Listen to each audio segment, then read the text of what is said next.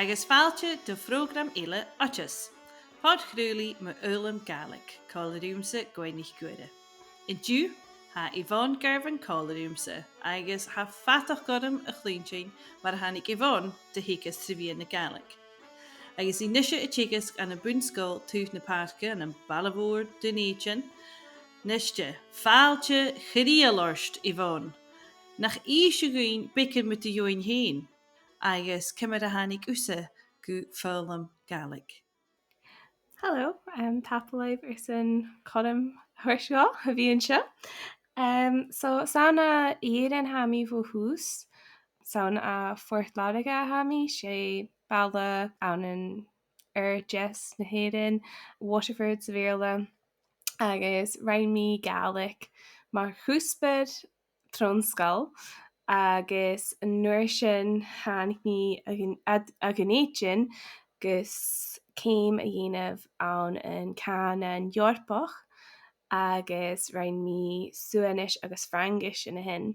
Agus ha rudú lacham itir a bhín am hítir gnam sin, ach as dé sin ba fé macham opad, agus chai mi gan rang sy'n bliana mar language assistant, agus chuirt a rúm glán is mar sin hanam hi ras a gnéitin gus an PGDE ac am dhéanamh, agus as dé sin bha mi teagaisg rain mi a bbliana fropi acam an an scoil béarla an an dúnéitin ha rudú lacham sa riamh a bhí a clachu cymachid gweilge itir, ach an nuair sin nuair a bha mi a fasgur jedig na bliana bha codamaching aclavan a dhéanamh sy'n opad sy'n na coirla, agus mar sin churmi strachar sin agus harú tug acad Jane Skull fan an becu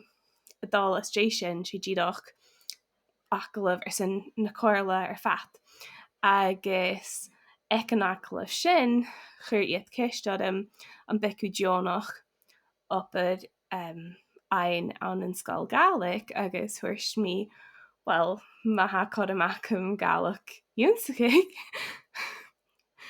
bhíng sa dionach, agus mar sin cúpla seachnas dé sin thuair mi postjalin fón ceanar stecanám sé an nic fáil a bhain, agus cuidig gus tíanasteach agus bríonria mé an scoil agus thula calmar sin, agus as dé sin thoisig mí upar an sin, agus ha mi chotáiste an dúir mi an codam sin ar ha ritbic tíach Joe Orston sin mar hachar A sin sònraichte, sin yw hen Yvonne, apar slia.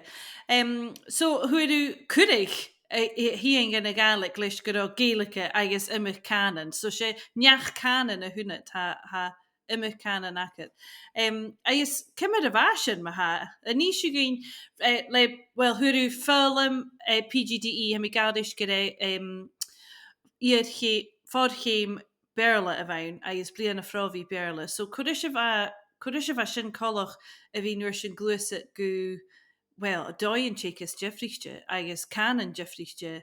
Cwrdd a roi gyma dyryf a bhí gael a chem sin. Fémi gyda'r hen gyma mysnachol?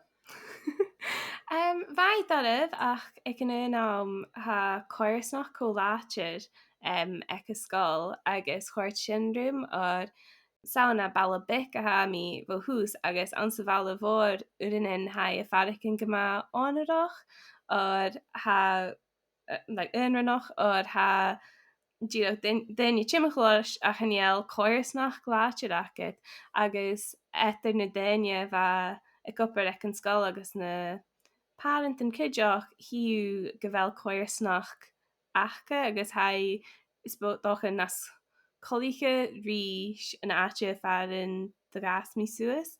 Smar sin va sin cho fémal lá, agus mar thuirst síse sé neach cànan a hunim, agus ha a cart a grim gomár a bhí a ionnsachadh cànan úd, agus a fiacin ri mar sin a dhéanamh, ach ecin an bhaid daibh.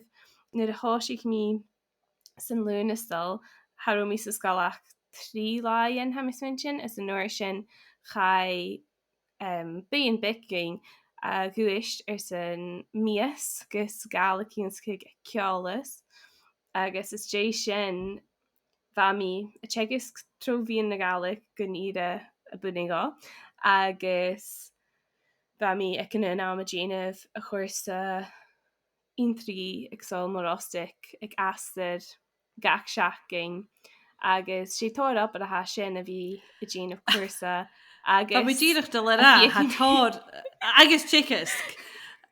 Tá sin an tuahas. Fé me go bhfuil uhasteach má ar time management agus a bhí chud cumó bhríon agus smach go ruútan ar son sin i dhéanamh.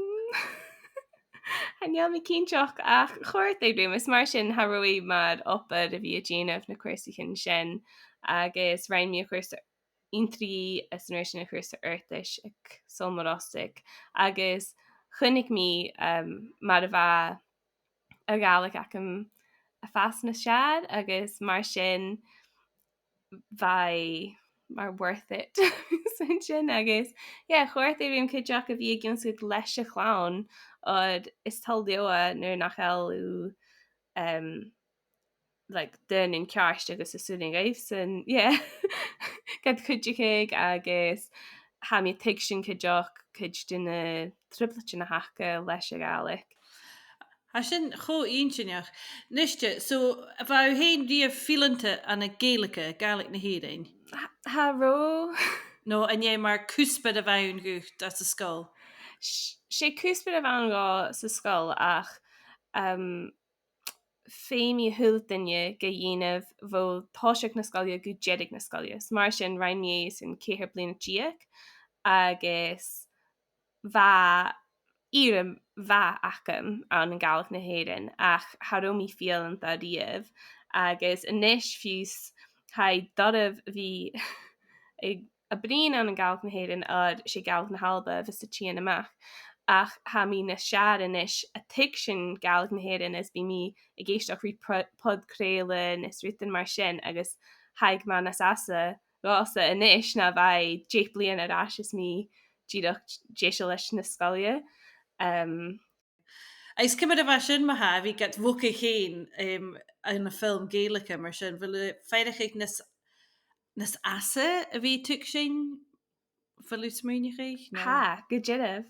Ha, gin checkibh san bhí ha nas asa inis na bheith nó bhamí sa scóil so ha an dachaan a chuide go chéile sin go bhainteach. Nuisteach an díadach cànan ha go mar choch étar alapasíideach ar cúachtar is ceol cuiteach. A bhfuil sin ar buí a thuirst orst bh thuh teagaisg agus film gaalaigh. Bhfuil uair sin a thuirsteachchan na chlas an na dóisáiríte an céal stocha étar an dagúigh. Hannealmí chum má bhí sin leis a cheol sa chlás bhí mí atriigh ach is feartholm na scéalacin agus tóir scéalacin na ha tían ar alpas éan mar ag tíir na nóch agus an fianas ruútan mar sin agus fiúsfa sin na léomh ag ruútacin mú agus hamí có donna leis an tenim sa gáalaigh ó sé fin macúil a hacking ach sé fion mar chúil nó mar sin a head. Agus is feartholm na scéalacin sin agus sa scoilaching hatáir clán ag go bhfuil parent in éidirnach cuideach agus sin cútramach ar an son ha mis sin ó sé ceall etar éan agus an chud clán ach ha insnach aici mar a ha na ceallachin sin etar an dáchúltar. Dáchúltar dagúí go bhainteach.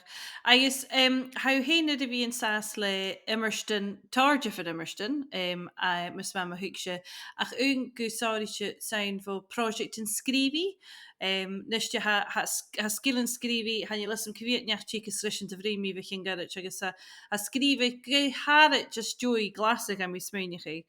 hat lacha be chànan ach cymryd dé haws ydym i'n sas leis agus y fi gael leasachadh gur son ghlasadh. So, as an scoilearan ha cuideachd ach an gach teirm san scríbhí, so in teirm sé scríbh cruachal, in teirm sé scríbh gníomhil, is ruighinn mar sin.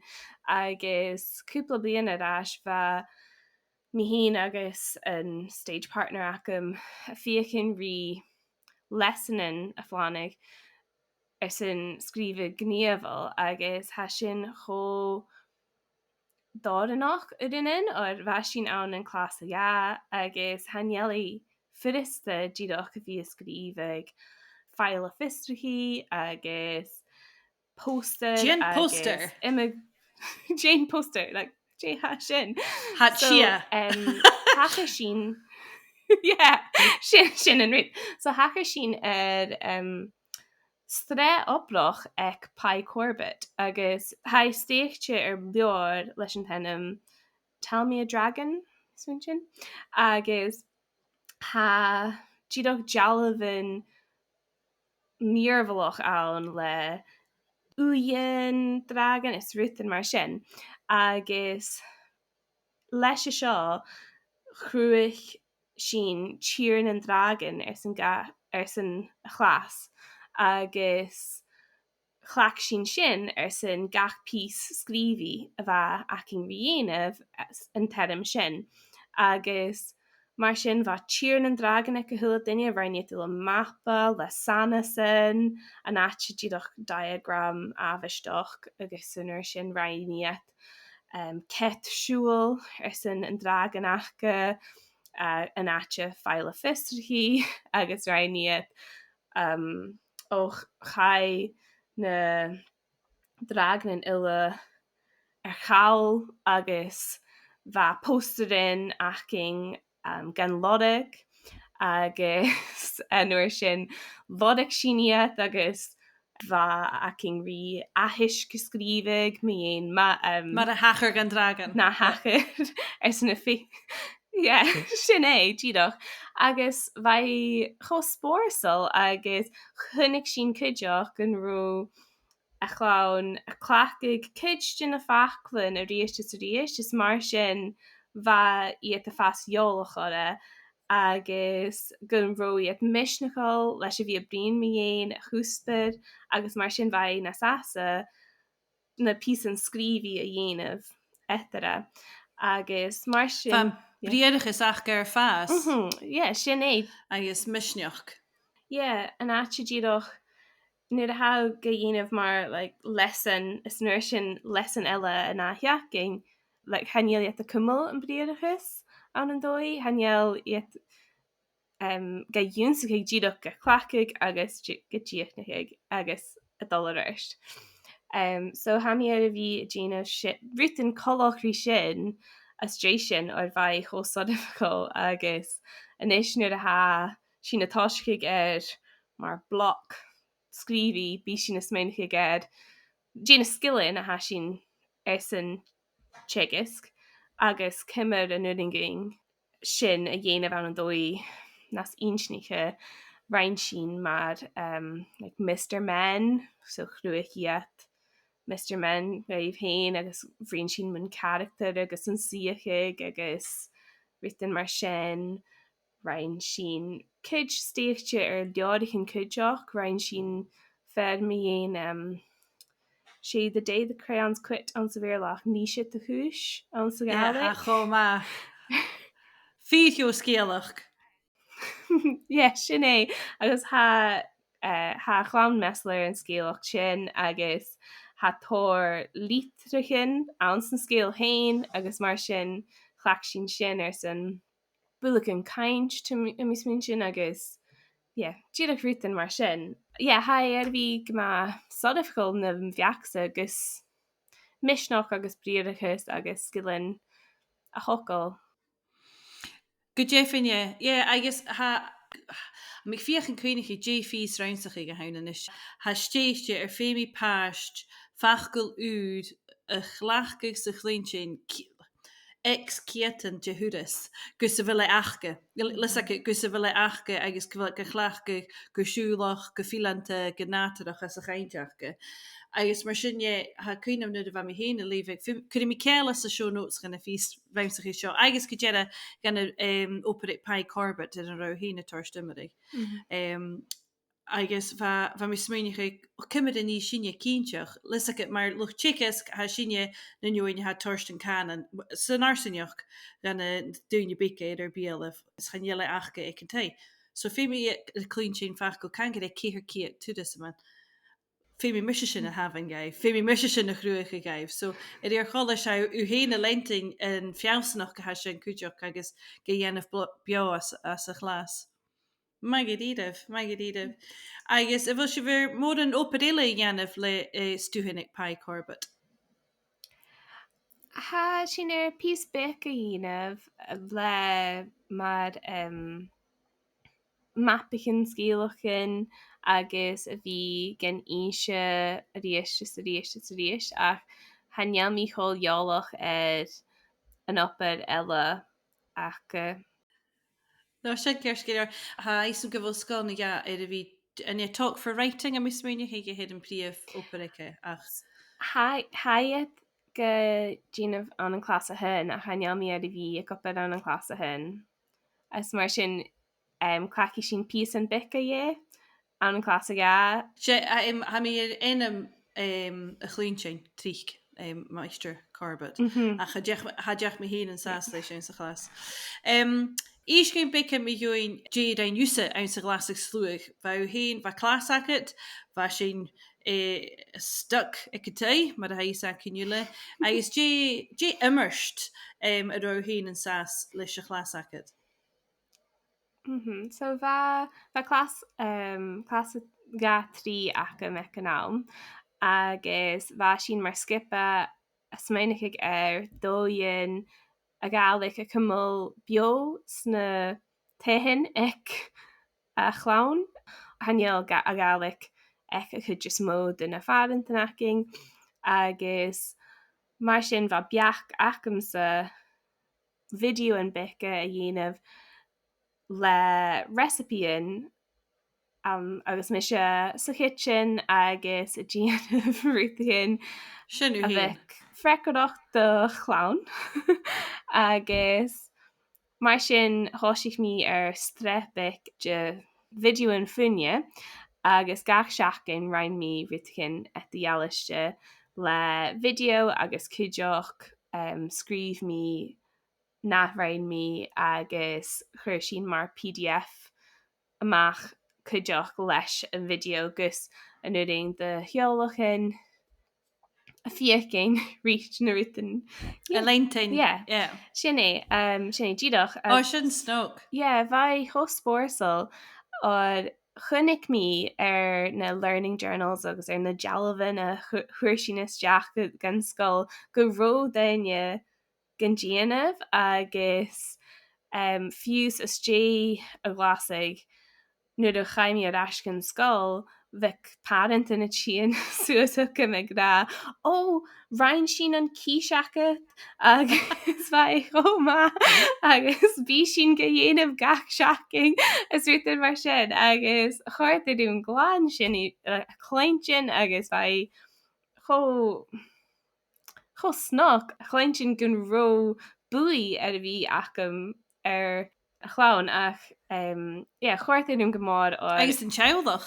Ar an teolach ar fat or bha cuiiste de heolach gan déanamh cálaigh agus bha at freiceadach ar san clás a gas trí sin an öfr a thosaigh mí ach a budding de clown san bí nó teolach san bí gan a gan déanamh. Agus ach bhaid dadamh a bhís muinigh ó heneal clown acamsa agus bhaid dadamh a bhís muinigh dí ha freiceadach a bhealé furista ruitacin mar glasrí olachaig a bhealé furista mar scían a clach agus misis sna video an bhamí go má feicealach le mar a bhamí a clach ruitain gus na bíimi a déanamh ruitacin go définine. nach le cuite ginne a riman cuairs le scian na siiste sa kitchen. Hatardi smúniigh mi join. ha agus chuideach bhaid dad a bhí smuoinigh dhéanaas mí ó Harróí ar san díadach ruútain milliis dhéanamh gach seaaching bha mí a fécinn bhí ruútain siimplí a dhéanamh ach blasta a chuideach a ha fallin go leor ó Harróí díadach ar san mar chocolate. Siúcha. Siúcha. Seo hanéaliad san scal agus mar sin. Bhíal sin. But iad a bhí co-hyper sa gas hanéal go ddífar gása, so... Oh, well, how glé hearste chod me gal. No chudig mi heen adan soda, chudig mi recipe ake a video's an adan soda. She favorite to ha is adan soda ake in de stijf in mira. So stoch leni mi heen san join week akem heen en stuurde ake. Agus vege ma stoch ni sin keil de just na show notes or son show kuitjoch in a video in ake. Vil u show a ionnsachadh ionnsachadh glas. A bhfuil ar seo dhéanamh cálaí scoilearan acu fuinne nó cóchgurach cála. Ryan mi sin sa bblion fropiacham bha bake-sale-aching ar san Cóhán, ha mis min sin gur an SSPCA nó ruitacin mar sin, agus Ryan sin é mar clás, si ddíadach a clás aching a Ryan is a clás a gach a mecanál, mas mar sin bhai ma Ryan sin fruit skewers agus like Rice Krispie cakes is ruútain mar sin ach bhaid go más bórsal ganjíanamh sa chlás agus an darna bblion nu bha mi a chickas rein sin joch limit sa chlás go joch ach go miorstnach as J COVID ha neall sin ar bhí ceiste a bhí a funne sa chlás ach an mléana is a rein sin ach sin cho fascus a thuirmí cócroch sa chlás agus hanéal sin hané sinú cócroch nó funne haun really ha sé díadach pís uach process science sé science a hánasach a chuirt é rí seáin so Ma hé ha úmsach as a hule pís ginne sin. No ha uan go bar de a bhí Jenniferúten le fuine na cochgurach le clas a han na buach an uach mór ach as stoi COVID chanje leide bhí cho fuiste go de heater sa bí. Ach in ní se gin beken me joing immerste dainú héin as stoi COVID an sa skol. A mis swinne go an tron a scholar fat was sin kerst? Who've upper slantje soond. sé, so stré COVID bhe sin an bíon in oprach stéigte ar cuid de riútain a bheit sin ar san leasachadh agus mar scoil agus bheit mis sa bhíon slantje soond agus agtá se an bliana rain sin survey rain sin 3 surveyin is san na clunne is san na teacherin agus is an parentin agus astré sin chunig sin gur ré na teacherin a bheit a dhí an chud just mó de haik a hef na chuirsiet san survey agus mar sin mar bhuiin fris sin sios an na hoplicin acing agus ran cuid gin ruútain ar san na clunne cuideach ach bheit mission as an in beachan a chud ar dóigus misnach a thuirsteir as dá na híterin agus cuideach bheit táganne a bheit a fadacin go má nan ionad as J COVID or ha ro é céitiiste bhí san seomar loch oprach ar san úne cho fata bha am chluiche difricte go thula duine ha ro conuin acing fiús bhí bheit cho dodibh díadach ha dodibh agus bheit díadach a dalgan opad a chunig rí chlás agus a dalheachí haró a feicin mór an daine mór an inahí agus mar sin chuirmí dárút ar dói a hiadrút chur sin dói mar body system agus mar sin bha body a chula dunne díag sin ri body ein bha an iad difrichte so hanné dunne ri sin bec tú Chanje stage partner se. Go agus na bec mar triplet an acid na ritacin mar sin sunnig go tídoch céim a thuirú as agus brín cuidigin nach an sás an snúirtain sin. Agus is ach cuidigin nach eú choáálach ed ach díag sin ri cealachan a chud dói etar daine. Agus bha codaman acing bhlain like in-service is ruútan mar sin san sin agus chula mí bó tóir daine go roií a tas a brín sin na buddies ach go ddíach ag deadach na bliana mar sin ha colas angan do gopriché agus bha cartas úr a fás le sin agus cuideach an ruút a bheit socha an operas mó a bhacham chuir sin dói lítrnéoch san an loch obrach fat agus bha codamic daine díach a chuisteach ruút san bí má a chuniciíat sa skull ruút mar ó bha mis an an éigen agus chuidic an duine sin mí nó agus míletáing san sin nó fiús bha mí san rinn chloiche leis a chlasacham agus chunig mí cuidigin eile a dhèanamh leis an le má agus bha sin fear bhás má réú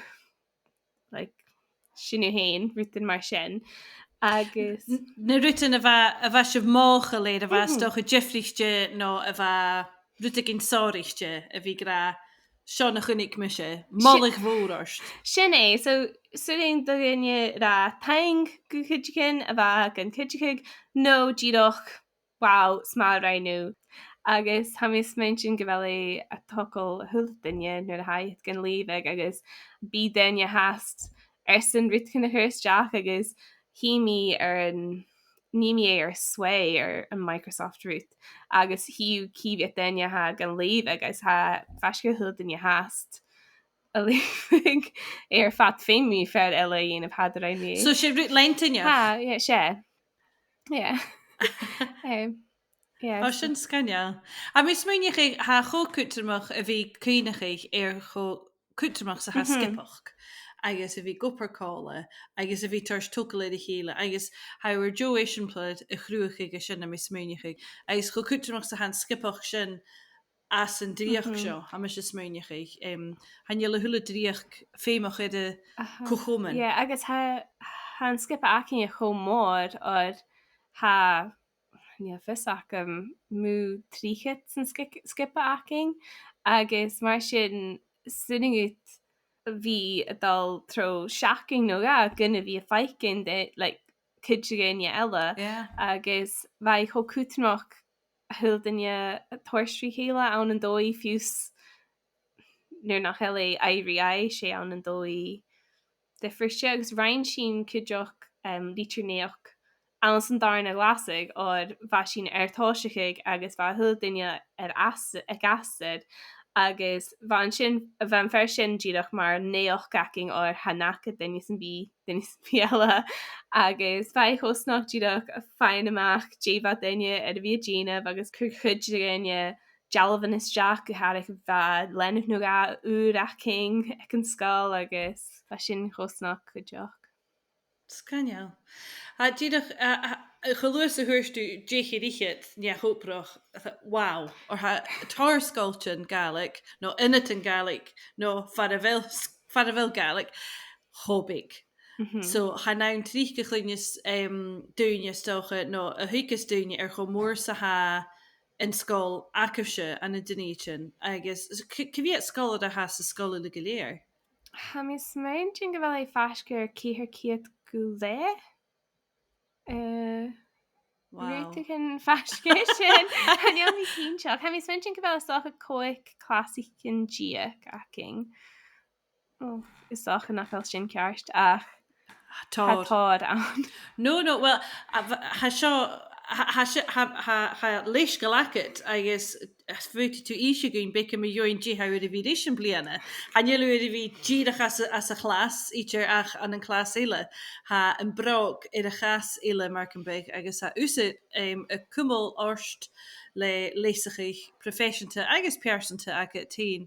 Agus so bheit uach má clín sin bhuat bhán me join dé ha a bhíidir an bliana. So mar thuirs mí ha mí bhí gin sú Gàidhlig inis fuchin céthir bliana agus an mbliana sa bheit codam ar le acham a dal go ulthaid ghlasadh gus a Gàidhlig a dhéanamh bhláán úne sa bbliana bhocaí acha agus sé bliana ar san daine ha a ggéonscaigh na Gàidhlig a tháinig agus bheit clásicin etiáiste acing a bhléomh agus scríbeh agus isteach is lábhairst agus cuideachd fear míon cuirsnach na Gàidhlig agus bheit acing rí próiseacht duine chuir dói agus rutcinna curví cuirsnach na Gàidhlig cuideach agus bheit sin an ghlasadh éirí é trí láonn san teaching agus bheit sin go bhn taid dá lá san teaching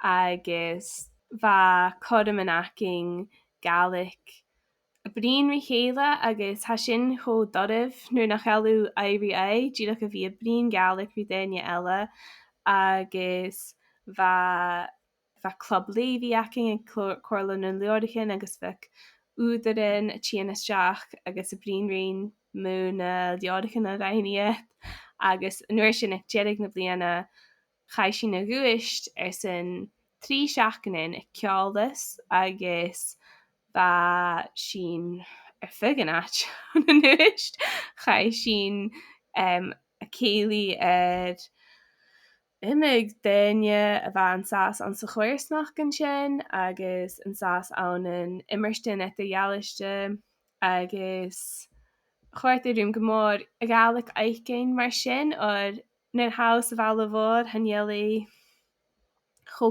beo rí sin údainn agus ha as dé na nolig bétar á dal rascin sscoil dálas an teaching so harómí ag go bar leine tuileag agus bhuaich mí an uair sin a bhui athe ar bhí ar mo chuid Gàidhlig leis a chuirsa sin ar bheamí díach ar faracin na smisnechaile agus fiúsnar a bheith mí a mínach a grútachin agus haró a chláin tic sin a bheith buing á dóí eile sminigh gus an inrú rá le ar an spot a náte díach a bhí róte. Ruút a ha chocuúteach ag iad an bocí fel an bocí, so a sin cho má clúinting ar cho mód an bué a thuúc an bliana ást. Agus bhaimí cho forsnach go thuair mí munchaigh bó bórs na Gàidhlig gus sin a dhéanamh mar páirsten leasachadh proifeiseanta acham agus ha codam an ann ar san daine a ha ar san opad aon an film trobhíon na Gàidhlig mar sin agus ha sin cho cuideachil ar san daine mar mise. Ha ceist agus ha chu cuiteach go bhfuil sin deánach ar na codaman sin cuiteach. Cuidir sin céil as na nótaichin ganna pocht bhúneachí a ha sin ag bort na Gàidhlig.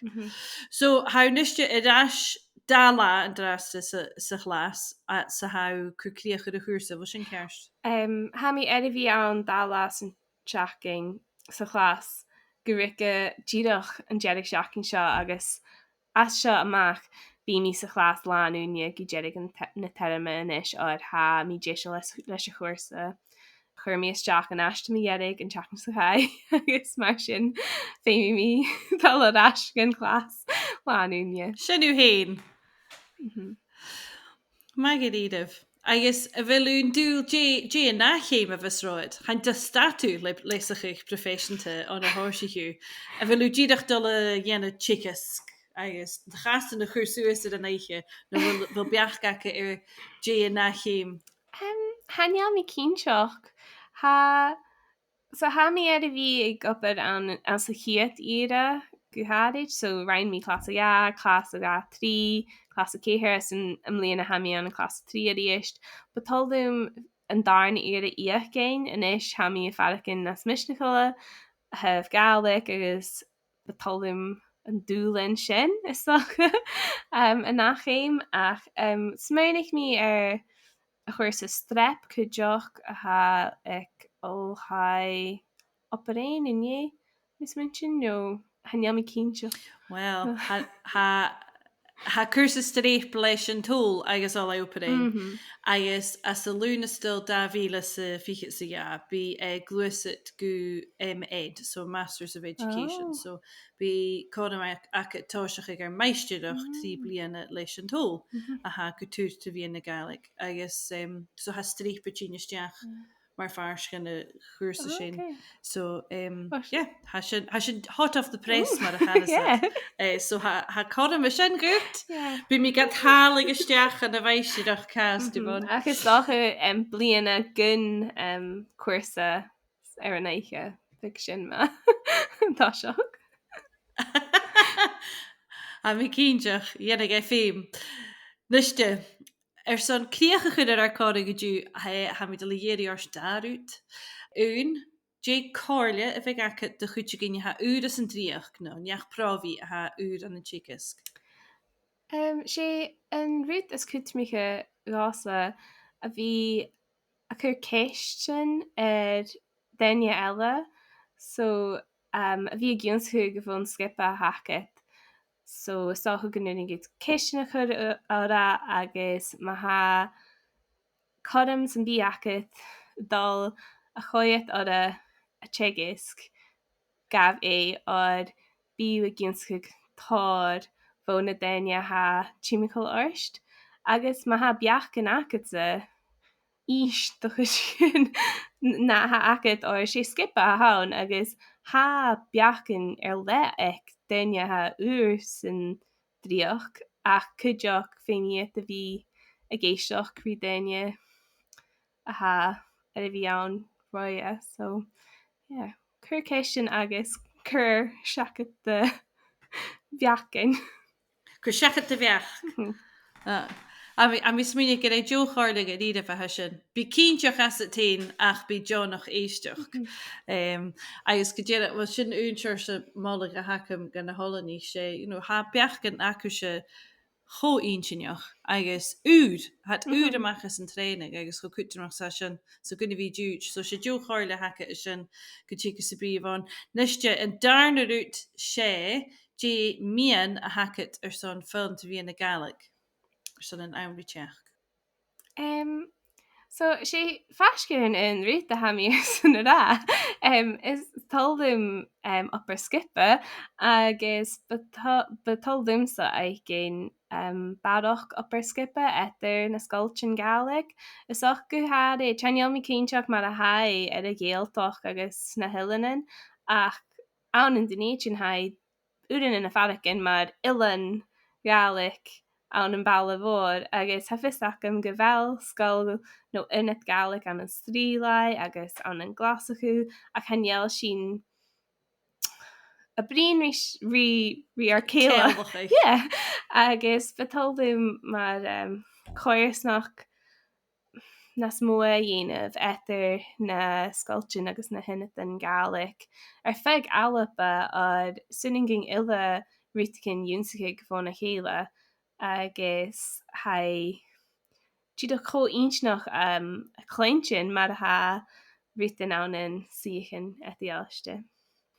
Ha mi smúneach ag hair enimiich in na chéimecha de sin Yvonne a bhí dhèanamh na céalacha na sin le na scoiltin ile agus cóirsnach gan ile. Stoch a tursan scola a dhéich gin na hadal. No, fi mi da sé ungenne ruúta na charman op a hakamse an a feldam hitran sé vi tuil ar sculptin agus a bhí feichgin na hadal na immersten agus ha salir go bhfuú héin a bhí gemat jalasach agus misnachel agus ha táí dhéanamh gan na scóil acatsa agus apper buannach gaifsan go bhfuú callú. Yvonne Girvan mór an tain gadíideh son bríúm i dú Prògram achas ha bhí uabhasta chéan íteach clún sin muúin thulaáil réú an na blianana beic an na chicas caiir bhí go má trang agus ddíchalach agus am cíineach gon déanútá a bharach cast. Mór an tain. Tápla.